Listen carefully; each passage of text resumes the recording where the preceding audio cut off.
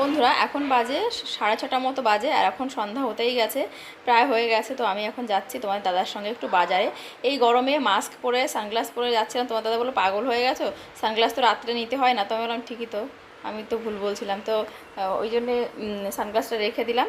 তো বাজার থেকে দেখো কী কী নিয়ে এসেছি, আর সেটাই তোমাদের সাথে শেয়ার করছি। কচু নিয়ে এসেছি, আর এনেছি কলা। কলা এনেছি 3.5 কেজি, জানো তো, কারণ মেয়েরা খাবে, আমাদের সকালে রান্নাবান্না ঠিক নেই, তো আমাদের একটু কলাটা বেশি এনে রাখা ভালো, চিড়ে দিয়ে মুড়ি দিয়ে খাওয়া যায়।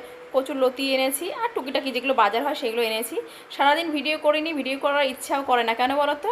মানে আমাদের মতো সাধারণ মানুষদের ভিডিও তোমরা দেখতে পছন্দ করো না, তোমরা পছন্দ করো হয় সেলিব্রিটি মানুষদের, না হলে বড় লোকদের, বা দামি দামি শপিং, দামি দামি বাজার ঘাট, এইসব দেখতেই তোমরা ভালোবাসো, না হলে শরীর খুলে খোলামেলা ভিডিও দেখতেই তো তোমরা ভালোবাসো।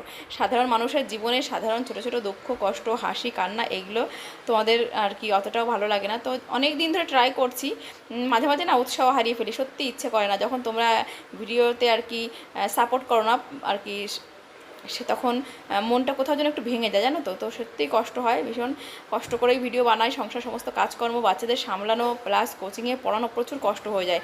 তো ওই জন্য আর ভালো লাগছিল না সারাটা দিন যে কী হবে ভিডিও করে, আমার মতো মানুষের ভিডিও তো তোমরা দেখবে না।